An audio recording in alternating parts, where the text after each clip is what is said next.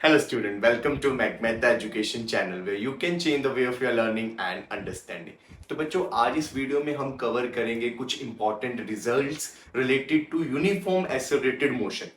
ये जो बच्चे रिजल्ट्स हैं ये आपको एग्जाम्स में डायरेक्ट पूछे जाते हैं, इनके प्रूफ आ सकते हैं और कॉम्पिटिटिव एग्जाम्स या अगर बात करें एमसीक्यू क्वेश्चंस में इन रिजल्ट्स का डायरेक्ट एप्लीकेशन होती है। तो इन रिजल्ट्स को आपको अच्छे से देखना है, आज की वीडियो को अच्छे से समझना। तो शुरू करते हैं हम पहले इंपॉर्टेंट रिजल्ट से।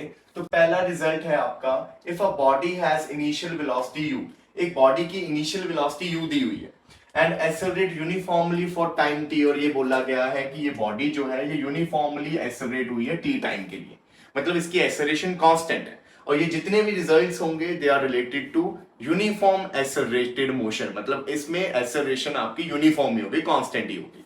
तो t टाइम के लिए बॉडी एक्सेलरेट हुई है, कितनी वेलोसिटी आई t टाइम में, उसकी फाइनल वेलोसिटी जो आई t टाइम में वो है v वेलोसिटी। तो अगर आपको एवरेज वेलोसिटी पूछ लिए टी टाइम में तो आप सीधा निकालोगे u plus v by two करके, कुछ नहीं करना आपने, total distance upon total time होता है ना एवरेज वेलोसिटी।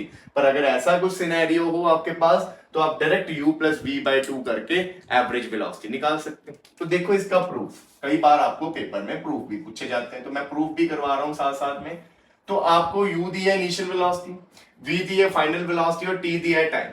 एवरेज वेलोसिटी का अगर हम फॉर्मूला देखें, एवरेज वेलोसिटी कैसे कैलकुलेट करते थे, फॉर्मूला था डिस्प्लेसमेंट ओवर टाइम। हमने मान लिया कि टी टाइम में कितनी डिस्प्लेसमेंट हुई है s। अब आपको पता है कि इक्वेशन ऑफ मोशन के according, second equation of motion के अकॉर्डिंग s किसके इक्वल होता है, ut plus half a T square. तो मैंने s की जगह उसकी वैल्यू फिल कर दी। अब मैं क्या करूंगा, ऊपर से t कॉमन निकाल दूंगा, तो ये बचा u plus half a T और नीचे भी t था, ये t के साथ t कैंसिल हो गया। So we have u plus half a T.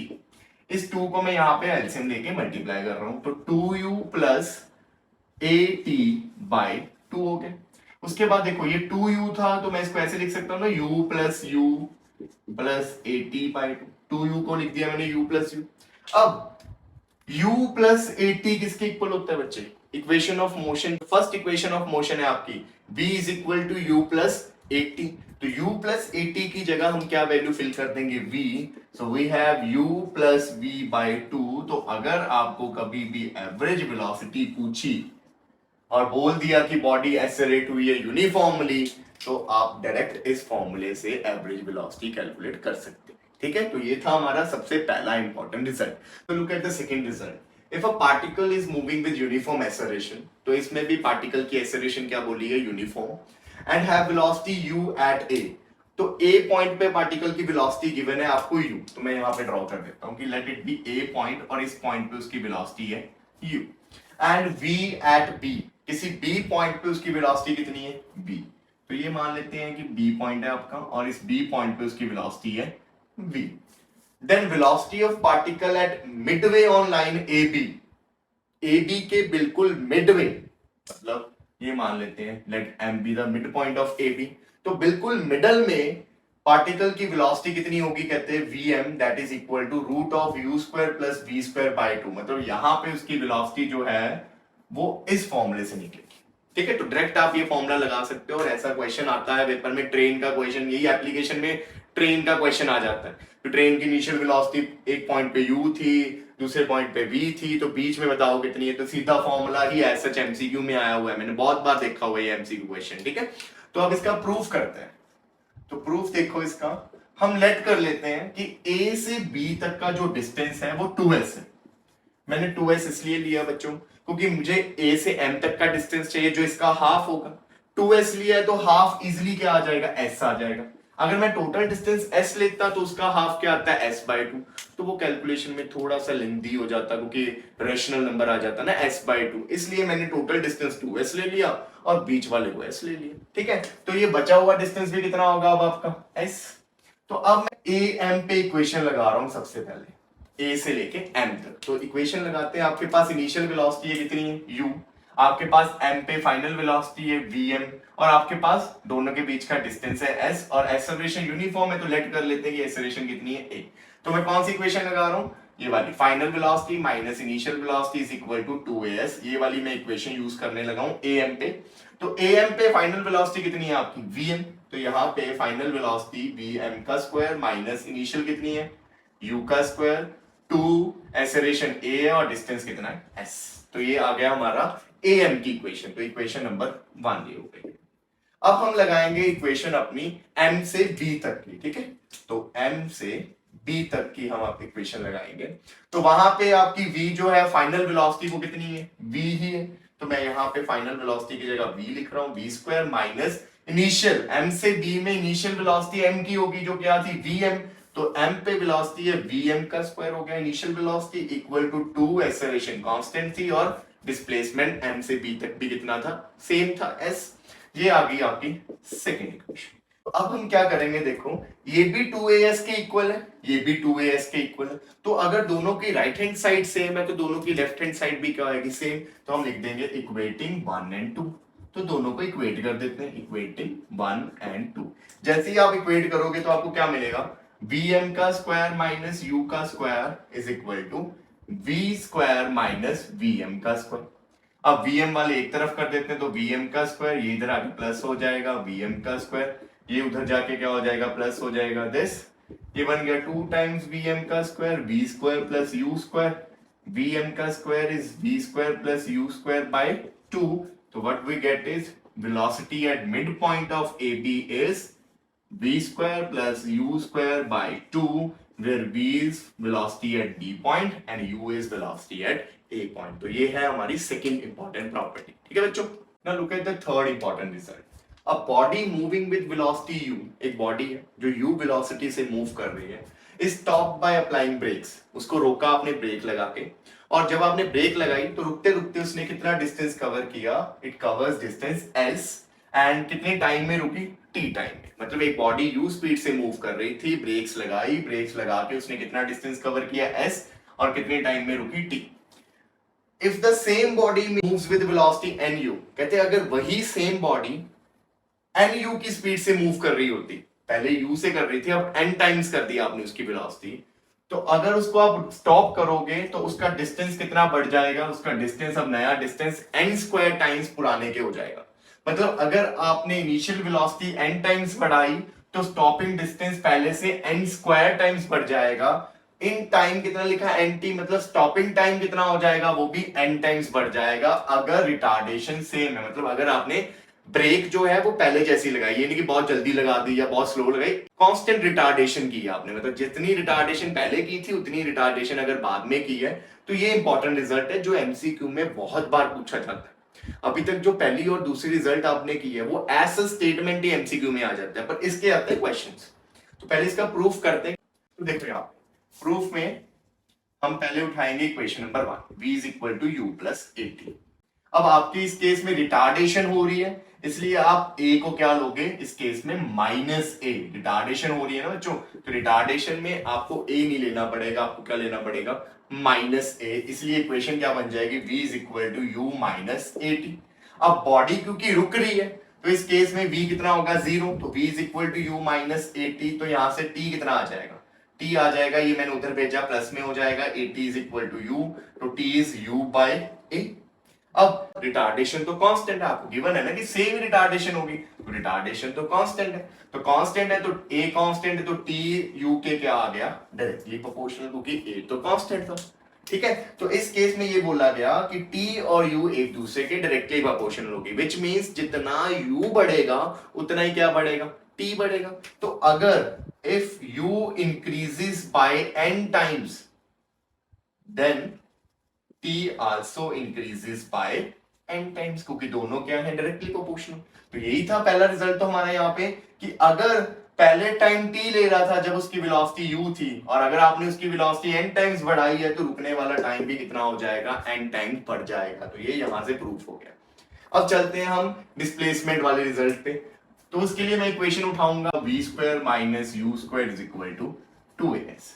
Again retardation हो रही है तो हमें a की जगह क्या लेना पड़ेगा, माइनस ए, और v कितना होगा हमारा 0, क्योंकि ब्रेक लगा के आपने बॉडी को रोका है।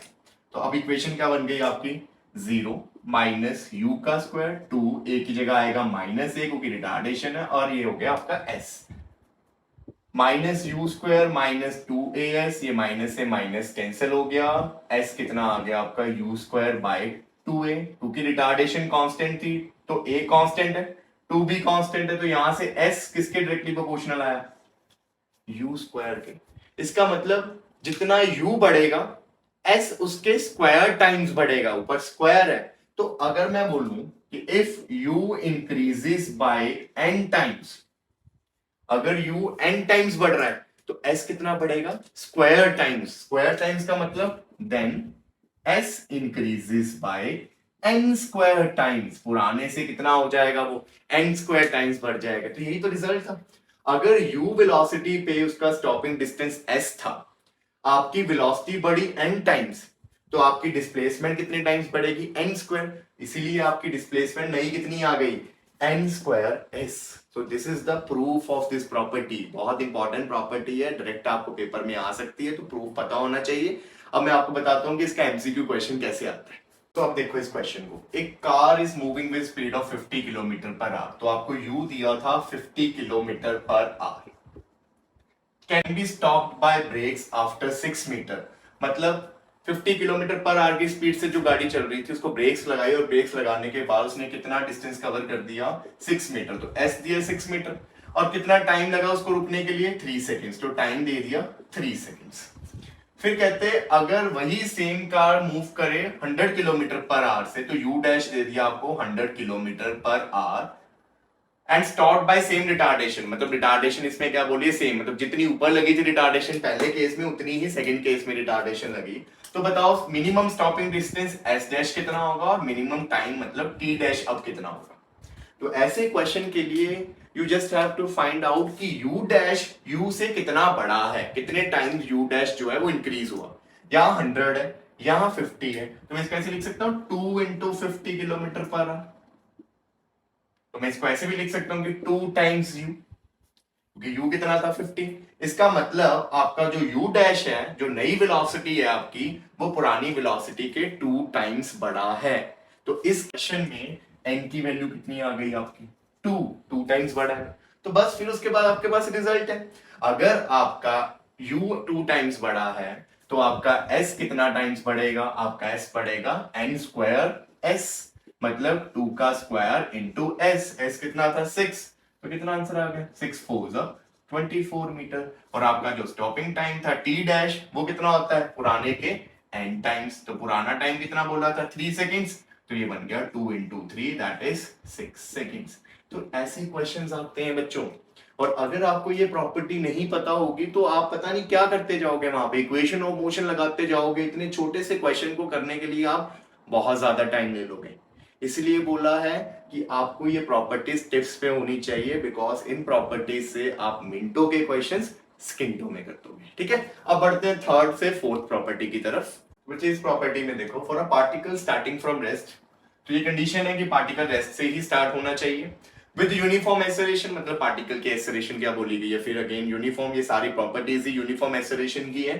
The ratio of distance covered in 1 second, 2 seconds, 3 seconds, etc. is 1 square, ratio 2 square, ratio 3 square। मतलब किसी भी टाइम पे अगर उसने आपसे डिस्टेंसेस की रेशियो पूछी है तो वो उन्हीं टाइम के स्क्वायर के रेशियो के इक्वल होगा। समझ लगी ये चीज। मतलब अगर बोला जाए कि t1 टाइम और t2 टाइम के डिस्प्लेसमेंट्स की रेशियो निकालो, तो वो डिस्प्लेसमेंट्स की रेशियो उन टाइम के स्क्वायर की रेशियो के इक्वल ही होगा। तो आपको डिस्प्लेसमेंट निकालने की जरूरत ही नहीं है, आप टाइम का स्क्वायर करो और उन्हीं की क्या निकाल दो, रेशियो निकाल दो। अब इसका भी प्रूफ करते हैं पहले। तो प्रूफ देखो, बड़ा इजी प्रूफ है इसका। शुरू करते हैं इक्वेशन नंबर 2 से, s is equal to ut plus half a t square.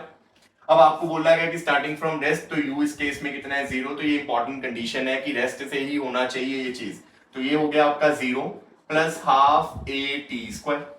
अब a कांस्टेंट है क्योंकि यूनिफॉर्म एक्सेलरेशन है, 2 भी कांस्टेंट है, तो यहां से s किसके डायरेक्टली प्रोपोर्शनल आ गया, t स्क्वायर के। ये चीज आ गई ना। इसका मतलब अगर आपने s1 बाय s2 की रेशियो निकालनी है, वो किसके इक्वल होगी, t1 square by t2 square. यही होगा ना ये चीज का मतलब, कि भी s जो है वो किस पे डिपेंड कर रहा है, सिर्फ टाइम के स्क्वायर पे। तो अगर आपने s की रेशियोज निकालनी है डिफरेंट डिफरेंट टाइम पे, तो वो रेशियो उन्हीं टाइम के स्क्वायर के रेशियो के इक्वल हो जाएगा। तो यहाँ पे अगर 1 सेकंड की निकालनी है 2 सेकंड के साथ, तो आपका आएगा 1 स्क्वायर बाय 2 स्क्वायर। 2 सेकंड्स की निकालनी है 3 सेकंड्स के साथ तो आएगा 2 square by 3 square, so on ऐसे चलता रहेगा। ठीक है, तो अभी इसी प्रॉपर्टी को यूज करके हम इस क्वेश्चन को करेंगे। देखो एमसीक्यू क्वेश्चन आता है ये भी, a body start from rest, तो पहली कंडीशन सेटिस्फाई हो गई कि बॉडी रेस्ट से स्टार्ट हुई है, एसेलेरेट यूनिफॉर्मली, बॉडी यूनिफॉर्मली एसेलेरेट हो रही है, कवर 5 मीटर इन 2 सेकंड्स, तो S2 दे दिया आपको 5 मीटर, 0 से 2 टाइम तक। ये याद रखना, यहाँ पे ये सेकंड सेकंड नहीं बोलना, इसमें जो भी टाइम होगा आपका वो शुरू से ही होगा। ये nth सेकंड के लिए प्रॉपर्टी नहीं लगेगी, ये लगेगी प्रॉपर्टी 0 से लेके t टाइम के, जितना भी टाइम होगा वो 0 से होगा। तो यहाँ पे 2 सेकंड्स का मतलब क्या है कि 0 से 2 सेकंड तक 5 मीटर है, तो S2 5 मीटर हो गया। और आपको क्या पूछा है, find distance covered in 5 seconds, और आपसे पूछा है S5, ये चीज आपसे पूछी गई है। तो 2 पे पता है, 5 पे पूछिए, why not use this application. यहाँ पे आएगा S2 by S5 is equal to time के स्क्वायर की रेशियो, तो यहाँ आएगा 2 का स्क्वायर और यहाँ आएगा 5 का स्क्वायर। तो S5 उधर ऊपर भेज देता हूँ, S5 निकालना है क्योंकि हमने ये ऊपर चला गया, ये इस तरफ आ जाएगा, तो S2 इंटू 5 का स्क्वायर बाय 2 का स्क्वायर। S2 कितना दिया आपको 5 मीटर, 5 का स्क्वायर, यहाँ पे नीचे क्या आ गया 4, तो 120 बाय 4, 4 3 जा 12, 4 1 जा 4, फिर 4 2 जा 8, 4 5 जा 10, तो ये आ गया आपका S5। तो how easily I calculate S5 without using any equation, because मुझे ये प्रॉपर्टी आती थी, और अब आप भी इसी कैटेगरी में हो गए क्योंकि आपको भी ये प्रॉपर्टी आती है। समझे बात मेरी? ठीक है, अब बढ़ते हैं अगली प्रॉपर्टी की तरफ। So बच्चे, here comes the king of all the properties. This is very important property. इसके बिना आपका ये लेक्चर अधूरा है, तो इसको ध्यान से समझना। क्या है ये property? The name of property is Galileo's law of odd numbers. Scientist था गैलीलियो, उसने ये लॉ दिया था odd numbers का। क्या है ये law? The ratio of distance traveled by body starting from rest and moving with uniform acceleration during equal time interval is 1:3:5:7। अब ध्यान से समझो, कहते हैं कि अगर एक बॉडी रेस्ट से स्टार्ट हुई है, तो ये बॉडी मान लो ए से स्टार्ट हुई जो रेस्ट थी, मतलब इस केस में आपको यू दे दिया 0, ठीक है, इनिशियल वेलोसिटी 0, तो ये रेस्ट से स्टार्ट हुई और इक्वल इंटरवल ऑफ टाइम, मतलब अगर इक्वल इंटरवल ऑफ टाइम लू मैं, स्टार्टिंग में ये भी t0 टाइम में डिस्टेंस कवर किया S1, ये t0 टाइम में डिस्टेंस कवर किया S2, ये t0 टाइम में डिस्टेंस कवर किया S3, मतलब अगर मैं आपको टाइम के इंटरवल सेम दे दूं कि पहले 10 सेकेंड, फिर अगले 10 सेकेंड, फिर अगले 10 सेकेंड, और मैं आपको उसमें डिस्टेंस की रेशियो पूछ लूं, क्योंकि हर एक में डिस्टेंस अलग अलग होगा, क्योंकि स्टार्टिंग में इसकी वेलोसिटी 0 है, यहां पहुंचेगा तो इसकी वेलोसिटी कुछ बढ़ जाएगी क्योंकि बॉडी एक्सेलरेट हो रही है, कांस्टेंट एक्सेलरेशन है ना ये, तो यहाँ पे इसकी स्पीड ज्यादा होगी तो t0 टाइम में ज्यादा डिस्टेंस कवर करेगा, और यहाँ पे इसकी स्पीड और ज्यादा होगी तो अगले t0 टाइम में ये डिस्टेंस और ज्यादा कवर करेगा। तो इसमें वही बताया है कि अगर आपकी बॉडी रेस्ट से स्टार्ट हुई है और एक्सेलरेशन जो है इसकी कांस्टेंट है, तो इक्वल टाइम इंटरवल्स में जो ये डिस्प्लेसमेंट या डिस्टेंस कवर करेगा उनकी जो रेशियो होगी वो किसके इक्वल होगी? दैट इज इक्वल टू 1:3:5, मतलब रेशियोज ऑफ ऑड नंबर। तो S1 रेशियो S2 होगा 1:3, S2 रेशियो S3 होगा 3:5। ऐसे ही अगर आप आगे बढ़ोगे S4, उसमें रेशियो कितनी आ जाएगी 7, अगर आपने साथ में S5 भी है तो रेशियो कितनी आ जाएगी आपकी 9। तो इधर से आपका 1 2 3 बढ़ेगा और उधर से आपका ऑड नंबर बढ़ता जाएगा, 1 3 5 7 9 11 सो ऑन ऐसे चलता रहेगा। तो ये बहुत इंपॉर्टेंट रिजल्ट है, और इस रिजल्ट के बेस पे एमसीक्यू क्वेश्चन तो आता ही आता है, चाहे स्कूल लेवल हो चाहे कॉम्पिटिटिव लेवल हो। समझ लगे बच्चों? तो पहले स्टार्ट करते हैं इसके प्रूफ से, तो जल्दी प्रूफ की तरफ बढ़ते हैं। तो प्रूफ में देखो, सबसे पहले हम बात करते हैं इस S1 डिस्टेंस की। तो ये S1 डिस्टेंस कैसे निकलेगा? फॉर्मूला लगाऊंगा ut प्लस हाफ AT², इस फॉर्मूले को यूज करेंगे हम, ut प्लस हाफ AT²। तो S1 होगा A से B तक का, तो A से B में इनिशियल वेलोसिटी 0 थी, तो पहली टर्म तो 0 हो गई सारी, हाफ एक्सेलरेशन A और टाइम मैंने क्या लिया t0, तो S1 आ गया आपका हाफ A t0²। ये लगी प्रॉपर्टी हमारी A से B तक। अब आगे बात करनी है S2 की। तो बच्चों ध्यान दो, अगर मैं यहां पे अगर B से C प्रॉपर्टी लगाऊं तो B से C में इनिशियल वेलोसिटी B वाली मानी जाएगी जो B पॉइंट पे होगी, बट हमारे पास B वाले पॉइंट की वेलोसिटी तो है ही नहीं, और मैं इतना काम नहीं करने लगा कि पहले मैं यहाँ पे इसकी वेलोसिटी निकालूं और उससे क्या करूंगी, इनिशियल वेलोसिटी बी की निकलेगी तो फिर इक्वेशन लगेगी। इससे बेटर है कि मैं सीधी इक्वेशन ए से सी की लगा दूं, क्योंकि मुझे ए पे तो पता ही है इनिशियल वेलोसिटी कितनी, 0। तो अब मैं सेकंड इक्वेशन बना रहा हूं ए से सी तक की, समझ लगी ये चीज। तो ए से सी तक की जब इक्वेशन बनेगी तो टोटल डिस्प्लेसमेंट कितनी होगी, S1 प्लस S2, ये ध्यान रखना है यहाँ पे। तो टोटल डिस्प्लेसमेंट जो आपकी S है वो कितनी हो जाएगी अब, S1 प्लस S2।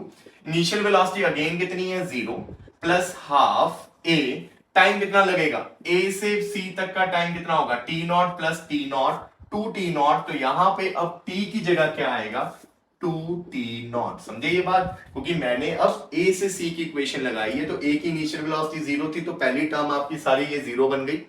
दूसरी आपकी हाफ A, टाइम का स्क्वायर था तो टाइम आपको डबल लेना पड़ेगा, क्योंकि यहां से यहां तक T नॉट था और यहां से यहां भी T नॉट था, तो टोटल टाइम हो गया 2T नॉट, तो उसका कर दिया मैंने स्क्वायर। तो ये क्या बन गया आपका, हाफ A 4T नॉट का स्क्वायर। तो इसको मैं ऐसे लिख देता हूं, 4AT नॉट का स्क्वायर बाय 2। मैं कटिंग नहीं कर रहा क्योंकि इसमें भी 2 है, इसमें भी 2, और मुझे तो S2 चाहिए ना, रेशो में तो S2 चाहिए आपको। तो S2 कैसे निकलेगा, S1 को उधर जाके माइनस कर दो। तो यहां से S2 is 4AT not square by 2 minus S1। S1 already given है, 4AT not square by 2 minus half AT not square. अब इसके बाद जब आप एलसीएम लोगे तो 2 ऑलरेडी था, इसीलिए मैंने कटिंग नहीं की, नहीं तो फिर से एलसीएम बनाना पड़ता है ना। तो 2 नीचे ऑलरेडी है, तो ऊपर 4AT नॉट स्क्वायर में से 1AT नॉट स्क्वायर जाएगा, तो 3AT नॉट स्क्वायर बाय 2, ये चीज आ जाएगी। समझ लगी ये चीज। अब बढ़ते हैं हम आगे। फिर मैं C से D के लिए इक्वेशन नहीं लगाऊंगा, क्योंकि मेरे पास इनिशियल वेलोसिटी C पे नहीं पता। तो अगेन मैं अपनी इक्वेशन कहां से लगाऊंगा, A से लेके D तक। ठीक है, तो अब इसमें डिस्टेंस हमारा क्या आएगा, सारा वैसे ही जैसे A से C में S1 प्लस S2 आया था, A से D में क्या आएगा, S1 plus S2 plus S3 equal to U 0 हो जाएगा, क्योंकि A की इनिशियल वेलोसिटी काउंट होगी, प्लस हाफ A, किसका स्क्वायर आएगा, टाइम क्या लोगे आप, T not T not T not, total कितना हो गया 3T नॉट का स्क्वायर। ठीक है बच्चों, अब इसको सॉल्व करोगे तो क्या आंसर आएगा, 3 का स्क्वायर 9, तो 9 बाई 2AT नॉट स्क्वायर। अब मुझे तो सिर्फ किसकी वैल्यू चाहिए रेशियो में, S3 की, तो मैं S3 इधर रखूंगा, तो 9 बाई 2AT नॉट स्क्वायर। ये S1 प्लस S2 दोनों उधर जाके क्या हो जाएंगे, माइनस हो जाएंगे। तो मैंने ब्रैकेट डाल दी, क्यों डाली ब्रैकेट, क्योंकि मैं S1 और S2 की इंडिविजुअल वैल्यू नहीं फिल करने लगा, मेरे पास ऑलरेडी S1 प्लस S2 की ये वैल्यू है। डायरेक्ट स्टेप बढ़ जाएगा ना, S1 की फिल करूंगा, S2 की फिल करूंगा, आंसर तो वही आएगा, पर हमारे पास डायरेक्ट है ना S1 प्लस S2 की वैल्यू, तो इस पूरी वैल्यू को सीधा माइनस कर देते, तो क्या आएगा answer, 9 by 2AT not square minus ये कितना आएगा, 2 का स्क्वायर 4, तो 4 बाई 2AT नॉट का स्क्वायर। एलसीएम सेम है, टाइम बच गया, 9 में से 4 जाएगा तो 5 by 2AT not square. Clear हो गया चीज। अब हमने रेशो निकालनी है, तो S1 ratio S2 ratio S3 निकालने। तो चेक करो, इसमें आ रहा है आपका पूरा हाफ AT नॉट स्क्वायर, इसमें आ रहा है आपका 3 by 2 half AT not square, इसमें 5 बाय 2AT नॉट स्क्वायर। तो हाफ AT नॉट स्क्वायर तीनों में आ रहा है ना, देखो इसमें भी है, इसमें भी हाफ AT नॉट स्क्वायर, इसमें भी हाफ AT नॉट स्क्वायर, 2 नीचे है तो हाफ बन जाएगा वो। तो क्या होगा, जब रेशो करोगे तो ये कॉमन फैक्टर्स कैंसिल हो जाते हैं, क्या बचा, इसके पास कुछ नहीं मतलब 1, इसके पास क्या बचा 3, इसके पास क्या बचा 5। ऐसे ही अगर आप आगे भी प्रोसीड करते तो आपके आंसर में 7 आ जाता, फिर आगे करते तो 9 आ जाता है, दैट इज सफिशिएंट। इतना पूछा तो बहुत है। तो ये property one of the most important property, king है ये सभी प्रॉपर्टीज का, और आपको इसका किंग बनना है, सो दैट कोई भी क्वेश्चन आए चुटकियों में निकाल दो। ठीक है, now look at this MCQ question related to this Galileo law of odd numbers. A particle start from rest, पहली कंडीशन सेटिस्फाई हो गई कि रेस्ट से स्टार्ट हुआ, यूनिफॉर्म एक्सेलरेशन है उसकी, it travel distance x in first 2 seconds. तो यहां से लेके यहां तक पहले 2 सेकंड्स में उसने कितना डिस्टेंस कवर किया, x। उसके बाद उसने बोला distance y in next 2 second, मतलब b से लेके c तक अगला भी टाइम सेम है और कितना डिस्टेंस कवर किया, y। तो बताओ y और x में इनमें से कौन सा रिलेशन होगा। तो इक्वल टाइम के इंटरवल दिए हुए हैं, है ना, कंसेक्यूटिव इक्वल टाइम इंटरवल है ना, तो पहले 2 सेकंड फिर अगले 2 सेकंड। तो जब भी टाइम इक्वल और डिस्प्लेसमेंट में रिलेशन पूछा जाए तो आपके माइंड में कौन आना चाहिए, किंग आना चाहिए। अब किंग को अप्लाई कैसे करोगे, वही सिंपल, आपको पता है कि कंसेक्यूटिव डिस्प्लेसमेंट्स की रेशियो किसके इक्वल होगी, x बाय y की रेशियो किसके इक्वल होगी, 1/3 की, है ना। ऐसे एक और होता, अगर मान लो ऐसा होता कि z इन नेक्स्ट 2 सेकेंड्स, तो फिर क्या आता कि भी x बाय y की रेशियो 1/3 आती, y बाय z की रेशियो कितनी आती है आपकी 3/5। जैसे जैसे आगे बढ़ेगा वैसे वैसे आपका नंबर भी आगे बढ़ता जाएगा। तो अभी तो इस क्वेश्चन में आपको सिर्फ 2 ही पूछे हैं, तो इसमें आएगा 1:3। तो क्या रिलेशन बना, y ऊपर चला गया और यहाँ पे ये नीचे आ गया, तो y is equal to 3x। अब इतना छोटा ये क्वेश्चन था, और अगर आपको ये प्रॉपर्टी ना पता होती तो इसको करने में आपके बहुत टाइम लगता, बहुत ज्यादा। इसलिए बोला ये किंग है, और किंग जो है अपना इतना टाइम खराब नहीं करता, वो सेकंड्स में काम कर देता, और आपने भी ये क्वेश्चंस सेकंड्स में कवर कर देना है। ठीक है बच्चों, अब नेक्स्ट प्रॉपर्टी की तरफ बढ़ते हैं। बच्चे 6 प्रॉपर्टी की तरफ बढ़ते हैं। For a particle starting from rest, again particle rest से स्टार्ट हुआ है, यूनिफॉर्म एक्सेलरेशन है, the ratio of time in successive displacement is 1:√2 - 1:√3 - √2। अब इस प्रॉपर्टी को समझो। पिछली प्रॉपर्टी में टाइम के इंटरवल सेम बोले थे और डिस्प्लेसमेंट्स की रेशियो पूछी थी। अब इस क्वेश्चन में आपको डिस्प्लेसमेंट के इंटरवल सेम दे दिए और टाइम की रेशियोस पूछ ली। समझ लगी ये चीज, मतलब ये बोल दिया पहले 10 मीटर इतने टाइम में, अगले 10 मीटर इतने टाइम में, उसके अगले 10 मीटर इतने टाइम में, तो वो जो टाइम लगे हैं अब उनकी रेशियो बतानी है। मतलब अगर ये पहला डिस्टेंस t1 में कवर किया, दूसरा डिस्टेंस t2 में कवर किया, दूसरा डिस्टेंस t3 टाइम में कवर किया, तो t1 ratio t2 ratio t3 किसके इक्वल आएगा, इसके इक्वल 1:√2 - 1:√3 - √2, सो ऑन, ऐसे चलता रहेगा। अगर आगे टाइम t4 है तो वो बनेगा √4 - √3, अगर और आगे है तो वो बनेगा √5 - √4। तो लर्न करना इतना मुश्किल नहीं है, कुछ भी नहीं है। रूट एक आगे वाला और एक पीछे वाला, तो √2 था, यहाँ पे √1 होता है, √3 था, पीछे वाला √2 हो गया, √4 है, पीछे वाला √3 हो गया, √5 है तो पीछे वाला √4 हो गया। तो इतना मुश्किल नहीं है ये लर्न करना, ठीक है। तो इसका प्रूफ भी देखते हैं। ये प्रॉपर्टी भी बच्चों एज सच एमसीक्यू क्वेश्चन में आ जाती है सीधा डायरेक्ट, तो ये पता होनी चाहिए। प्रूफ में स्टार्ट करते हैं। पहले मैं इक्वेशन ए से बी की तरफ लगाता हूं। तो ए से बी में इक्वेशन कैसे बनेगी, देखो हमारे पास वही equation s is equal to ut plus half at square वाली। तो ए से बी में डिस्टेंस है d, पहली टर्म जीरो हो जाएगी क्योंकि इनिशियल वेलोसिटी जीरो है, प्लस हाफ a, t कितना होगा, a से b कितना टाइम लगा t1 स्क्वायर। तो यहां से t1 स्क्वायर की वैल्यू कितनी आ गई 2, a नीचे डिवाइड हो जाएगा तो 2d बाई a, तो यहां से t1 कितना आ गया √2d बाई a। ठीक है बच्चों, अब हम निकालेंगे t2, रेशियो तो तभी निकलेगी ना, पहले t1 t2 t3 निकालना पड़ेगा।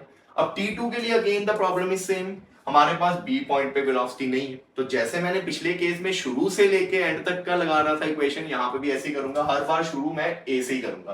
तो सेकंड इक्वेशन लगेगी ए से सी तक की, तो क्या बनेगी वो इक्वेशन, डिस्टेंस इसमें क्या हो जाएगा, वहां टाइम डबल हो रहा था, यहाँ डिस्टेंस डबल हो जाएगा। ए से बी डी है तो बी से सी भी कितना है डी, तो यहाँ पे हो गया 2d is equal to ut आपका जीरो हो जाएगा क्योंकि u जीरो है, प्लस हाफ a, t की जगह अब क्या आएगा t1 प्लस t2, तो यहां पे आ गया t1 प्लस t2 का स्क्वायर। क्लियर हो बच्चों, तो यहां से t1 प्लस t2 का स्क्वायर कितना आ गया, ये उधर जाएगा, तो ये बन गया आपका 4d बाई a, ये 2 2 सा 4 और ये a नीचे आ गया, तो यहां से t1 प्लस t2 की वैल्यू कितनी आ गई 4d।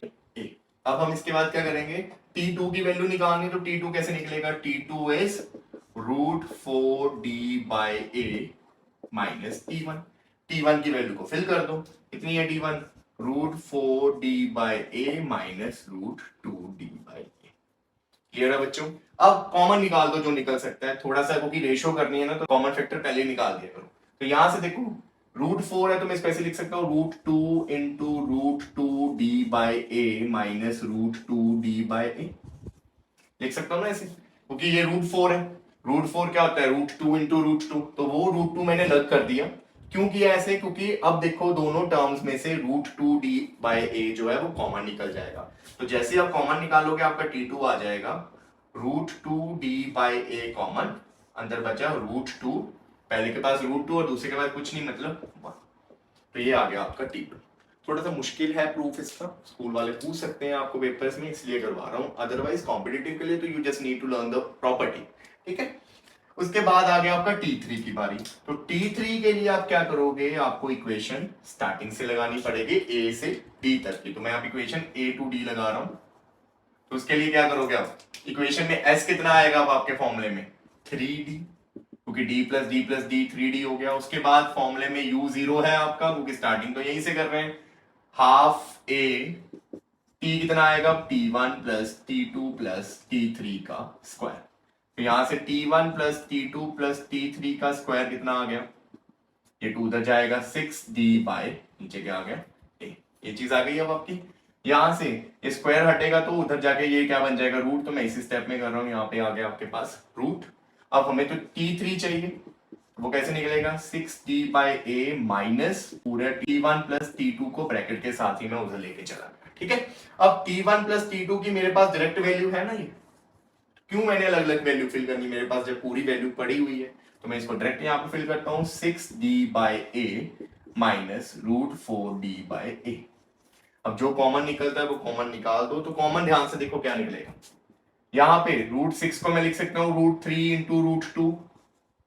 तो ये लिख दिया मैंने, रूट 3 को बाहर निकाल दिया मैंने पूरे रूट में से। ठीक है, और इधर से भी 4 था, इसको ऐसे लिख सकता हूँ रूट 2D बाय A। तो 4 का मैंने रूट 2 जो है वो मैंने अलग लिख दिया। क्यों, क्योंकि अगेन इसमें देखो ये जो root 2D by A root 2D by A है, ये दोनों में कॉमन आ जाएगा और ये बाहर आ जाएगा। तो root 2D by A common, और अंदर क्या बचा रूट 3 माइनस रूट 2। तो दिस इज योर T3। तो अब आपके पास T1 भी है, अब आपके पास T2 भी है, आपके पास T3 भी है। तो इनकी अगर आप रेशो करोगे तो ध्यान से देखो बच्चों, कॉमन फैक्टर्स रेशो में कट जाते हैं। तो इसमें 2D बाय A आ रहा है रूट के साथ, इसमें ये वाला फैक्टर जो है ये कॉमन आ रहा है रूट 2D बाय A, और इसमें भी ये वाला जो फैक्टर है रूट 2D बाय A पूरे के साथ रूट है यहाँ पे, सॉरी ये पूरे के साथ था ना, तो ये भी कॉमन आ रहा है। तो ये तीनों में से कैंसिल हो जाएगा। तो यहाँ पे T1 की रेशो के साथ बचेगा सिर्फ 1, क्योंकि ये कैंसिल हो जाएगा। T2 में क्या बचेगा रूट 2 माइनस 1, ये चीज आ गई। T3 में क्या बचेगा रूट 3 माइनस रूट 2, तो ये आ गया। ठीक है ना, तो ये आपका आ गया प्रूफ। तो ये बहुत इंपॉर्टेंट प्रॉपर्टी है, जैसे पिछली इंपॉर्टेंट थी वो किंग था, तो इसको क्या मान लो क्वीन मान लो। समझ लगी ये चीज, तो ये बड़ी इंपॉर्टेंट प्रॉपर्टी है, ये भी आपको डिस्क पे होनी चाहिए। प्रूफ हाँ बहुत कम पूछा जाता है, पर प्रॉपर्टी जरूर लिख लेना नोटबुक पे, क्योंकि ये भी आपको याद होनी चाहिए। एक अब लास्ट प्रॉपर्टी करते हैं जिससे ये वीडियो को एंड करेंगे। तो बच्चों किंग भी हो गया, क्वीन भी हो गया, अब बचा सेनापति। जैसे किंग के लिए सेनापति बहुत जरूरी है, वैसे ये प्रॉपर्टी आपके लिए भी बहुत जरूरी है। तो देखो इस प्रॉपर्टी को, if a body start from rest, वही सेम रेस्ट से स्टार्ट हुई, लास्ट की जितनी भी 3-4 प्रॉपर्टीज पढ़ी उसमें बॉडी रेस्ट से ही स्टार्ट हुई है, रेस्ट से स्टार्ट हुई है with acceleration alpha. Body rest से स्टार्ट हुई, एक्सेलरेट हुई, अल्फा की एक्सेलरेशन के साथ वो एक्सेलरेट हो रही है, तो एक्सेलरेट हुई alpha, and then retard to rest. पहले एक्सेलरेट हुई, स्पीड बढ़ी, फिर कुछ टाइम के बाद उसने क्या कर दी ब्रेक लगा के रिटार्डेशन करनी शुरू कर दी, जब तक वो रेस्ट पे नहीं आ गई विद रिटार्डेशन बीटा। तो पहले एक्सेलरेट हुई, फिर रिटार्डेशन हुई उसकी बीटा, तब तक हुई जब तक उसकी फाइनल वेलोसिटी कितनी नहीं हो गई 0। और टोटल टाइम कितना लगा जर्नी को t, तो total time is t, a से लेके b तक टोटल टाइम लगा t। देन तो क्या क्या प्रॉपर्टीज के रिजल्ट है ये लिखे। अब आप पहले प्रॉपर्टी को ही समझ लो कि क्या हुआ, बॉडी जो है पहले रेस्ट से स्टार्ट हुई, a से स्टार्ट हुई, एक्सेलरेट हुई अल्फा से, कुछ टाइम T1 के लिए मान लो, C तक एक्सेलरेट हुई है, T1 टाइम लिया उसने और इतने में उसने डिस्टेंस कवर किया S1। तो C पे जाके उसने क्या लगानी शुरू कर दी, ब्रेक लगानी शुरू कर दी। मतलब C पे उसकी मैक्सिमम वेलोसिटी होगी, क्योंकि उसके बाद तो ब्रेक लगाना शुरू हो गई। पहले तो एक्सेलरेट हो रहा था, जब तक एक्सेलरेट हो रहा है स्पीड बढ़ रही है, जैसे ब्रेक लगाना शुरू किया तो स्पीड कम होनी शुरू हो गई। तो मतलब यहाँ पे उसकी मैक्सिमम स्पीड है।